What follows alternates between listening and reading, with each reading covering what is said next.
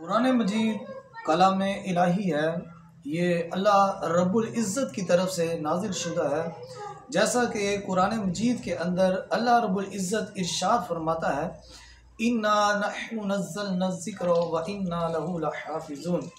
بے شک یہ قرآن ہماری طرف سے نازل شدہ ہے اور ہم ہی اسی کے محافظ ہیں۔ یہی وجہ ہے کہ 1400 سال گزر گئے، آج بھی قرآن مجید اپنی اصل حالت میں محفوظ ہے۔ اور قرآن میں اللہ فرماتا ہے لا ریب فیہ، یہ ایسا کلام ہے کہ اس میں کسی قسم کی کوئی غلطی، کسی قسم کی کوئی گنجائش نہیں، غلطی کا امکان جو ہے وہ نہیں پایا جا سکتا۔ اس میں غلطی کا تصور کرنا بھی بہت بڑی غلطی ہے، چونکہ یہ عام کتاب نہیں ہے، یہ اللہ رب العزت کا کلام ہے۔ اس دنیا میں جتنی بھی کتب موجود ہیں وہ قرآن مجید کے برابر نہیں ہو سکتی۔ قرآن مجید کو تمام کتابوں پر فوقیت حاصل ہے اور یہ تمام کتابوں کی سردار ہے۔ اور قرآن مجید کا ایک حرف پڑھنے پر اللہ 10 نیکیاں عطا فرماتا ہے۔ جیسا کسی نے پڑھا الف لام میم، تو یہ 3 لفظ ہیں، حرف 3 حرف ہیں اور ایک لفظ ہے۔ اب الف الگ ہے، لام الگ ہے، میم الگ ہے، اور کسی نے یہ 3 حرف پڑھ لیے، ایک لفظ یہ پڑھ لیا، تو اس کو 30 نیکیاں جو ہے اس کے نامہ اعمال میں لکھ دی جاتی ہیں۔ اس لیے قرآن مجید اس کی اپنی برکات ہیں، اس کی 14 جو ہے اس کے اندر سجدے ہیں اور 114 جو ہے اس کی صورتیں ہیں، اور ہر صورت کی اپنی فضیلت، اپنی برکت ہے۔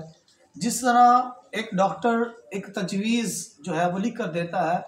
اور میڈیسن کے متعلق بتاتا ہے کہ یہ آپ نے صبح کھانی ہے، یہ شام کو کھانی ہے، یہ آپ نے دوپہر کو لینی ہے،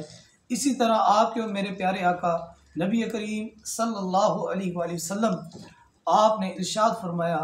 کہ روزانہ رات کو سونے سے پہلے سورۃ ملک جو ہے اس کی تلاوت کر لیا کرو۔ اس سورت کی بڑی فضیلت آئی ہے کہ جو شخص فرمایا رات کو سونے سے پہلے اس کی تلاوت کر لے گا تو وہ بندہ عذاب قبر سے محفوظ رہے گا، اس کی قبر کو جو ہے وہ روشن کر دیا جائے گا۔ یہ سورت اس کی حفاظت کے لیے اس کی قبر میں آئے گی، اور فرشتے جو عذاب دینے والے ہوتے ہیں جب وہ آئیں گے تو یہ کہے گی کہ یہ بندہ جو ہے مجھ کو رات کو پڑھتا رہا ہے، تو لہٰذا اس بندے کی جو ہے وہ چھوڑ دیا جائے، اور اس کے آگے پیچھے دائیں بائیں یہ سورت جو ہے اس کی حفاظت کرے گی، اور اس پڑھنے کی برکت کی وجہ سے اس کی قبر جو ہے وہ روشن کر دی جائے گی، اس کی قبر سے جو ہے وہ مہک آئے گی۔ یہ اس سورت کی فضیلت ہے، اور نہ صرف یہاں تک بلکہ بروز قیامت یہی سورت اللہ کے ہاں سفارش کرے گی کہ یا رب العالمین یہ بندہ مجھے دنیا میں پڑھتا رہا ہے، اس بندے کی بخشش فرما دے۔ اور حتیٰ کہ یہاں تک کہ جب تک اللہ تعالیٰ اس بندے کو جنت میں داخل نہ فرما دے گا، یہ صورت جو ہے اللہ کے ہاں عرض کرتی رہے گی، اللہ کے ہاں جھگڑا کرتی رہے گی۔ جھگڑا کرنے سے مراد یہ نہیں ہے کہ جس طرح ہم عام جھگڑا کرتے ہیں، بلکہ اللہ کے ہاں التجا کرتی رہے گی، حتیٰ کہ اللہ تعالیٰ اس کی التجا کو قبول کر کے اس بندے کو جنت میں داخل فرما دیں گے جو روزانہ سورۃ الملک کی تلاوت کر کے سویا کرتا تھا۔ ایک دفعہ کا واقعہ ہے، صحابہ کرام سرکار دو عالم صلی اللہ علیہ وآلہ وسلم آپ بھی ساتھ تھے، صحابہ کرام جو ایک جگہ پر گئے اور وہاں دیکھتے ہیں کہ ایک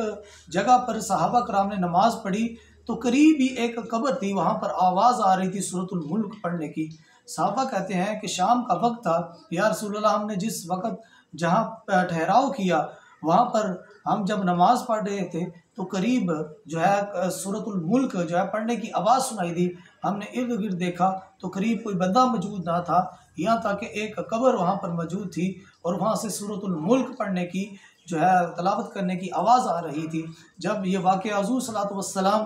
آپ کو بتایا گیا تو آپ نے فرمایا کہ صحابہ یہ سورت جو ہے یہ چھٹکارے والی صورت ہے، یہ عذاب قبر سے جو ہے بندے کو بچاتی ہے، اور بروز قیامت جو ہے وہ بندے کو جنت میں لے کر جائے گی۔ اور فرمایا اس صورت کو صورت مانع کہا گیا کہ یہ صورت جو ہے صورت مانع ہے، یہ صورت الملک اس کا نام ہے، اس کو صورت مانع بھی کہا جاتا ہے کہ یہ چھٹکارے والی صورت ہے۔ تو ہو سکے تو روزانہ صورت الملک کی تلاوت کر کے سویا کریں، یہ آپ کو